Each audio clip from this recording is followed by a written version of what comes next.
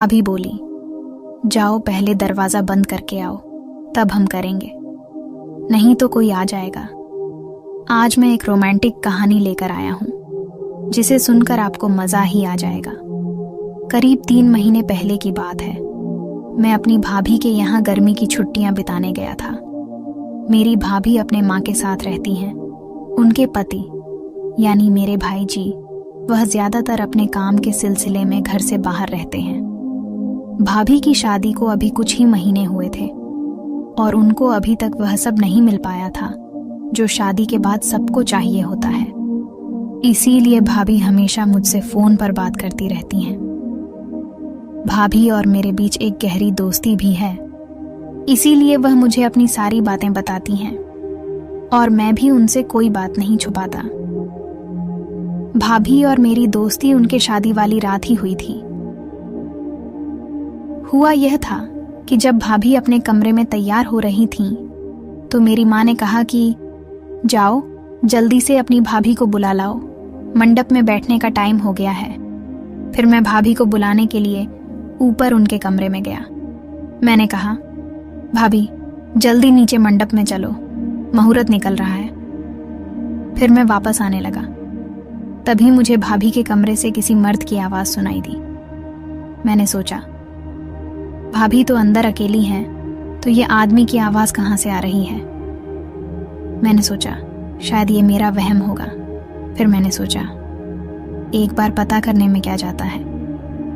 उसके बाद मैंने गेट के बगल कान लगाकर सुना तो सच में अंदर से किसी आदमी की आवाज आ रही थी। मैं दरवाजा खटखटाने लगा। कुछ देर बाद भाभी दरवाजा खोली। मैंने कहा, भाभी अंदर तुम्हारे साथ आदमी कौन था?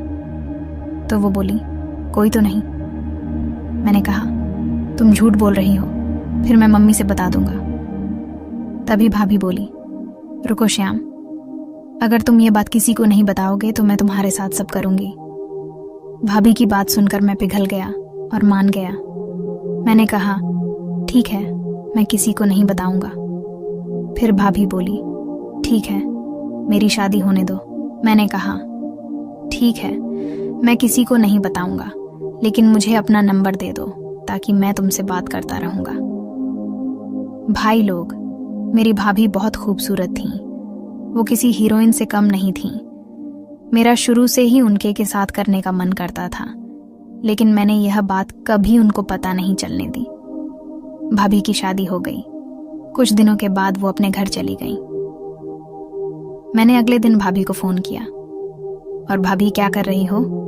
तो भाभी बोली, कुछ नहीं, बस अकेले कमरे में सो रही हूं। मैंने कहा, अकेले अकेले क्यों? भैया कहाँ गए?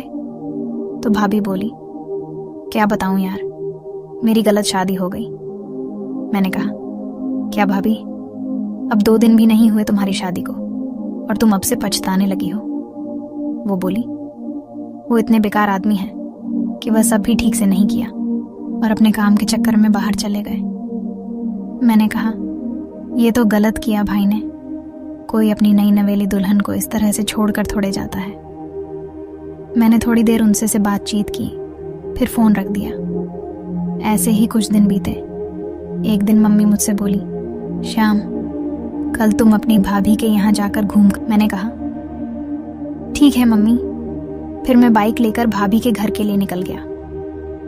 भाभी का घर मेरे घर से करीब 30 किलोमीटर दूर था, तो मुझे वहां पहुंचने में शाम हो गई। मैं जब वहां पहुंचा तो भाभी फ्रेश होने गई थी।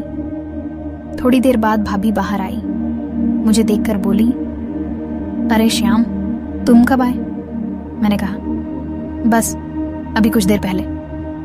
भाभी गीले बालों में बहुत खूबसूरत लग रही थी। वो बोली, अच्छा है, तुम चाय पी लो, मैं बना कर लाती हूँ। फिर भाभी चाय बनाने चली गई और हम दोनों चाय पीते हुए बातें करने लगे। भाभी बोली, और बताओ, घर पर सबका हालचाल ठीक है? मैंने कहा, हाँ, सबका हाल ठीक है, बस मेरा ही नहीं। भाभी बोली, क्यों, तुम्हें क्या हुआ? मैंने कहा, कुछ नहीं, बस मैं तुम्हारे यहाँ आया घूमने ही तो आया हूं ना। भाभी बोली, वाह, तुम इतने समय बाद आए हो। हमने खाना खाया और सोने चले गए। मैंने कहा, भाभी मैं कहाँ सोऊंगा? तो वो बोली, तुम मेरे कमरे में सो जाओ, आज हम खूब सारी बातें करेंगे। मैंने कहा, ठीक है, मैं तुम्हारे कमरे में सो जाता हूं। इसके बाद हमने रात भर विशेष रूप से बातें की। भाभी बोली, और बताओ, तुम्हें कैसा लगा हमारा मिलन? मैंने कहा, बहुत अच्छा लगा, तुम बहुत अच्छी हो। कुछ देर बात करने के बाद हम दोनों एक दूसरे में खोने लगे। उन्होंने कहा, क्या सोच रहे हो? मैंने कहा, कुछ नहीं, बस करने का मन हो रहा है। उसके बाद मैंने उनको कई बार खुश किया। भाभी ने कहा, आज मुझे तुमने वो खुशी दी है जो मुझे कभी नहीं मिली। तब से मेरा जब भी करने का मन करता तो मैं भाभी के घर चला जाता था और वहां हम दोनों खूब मजे करते।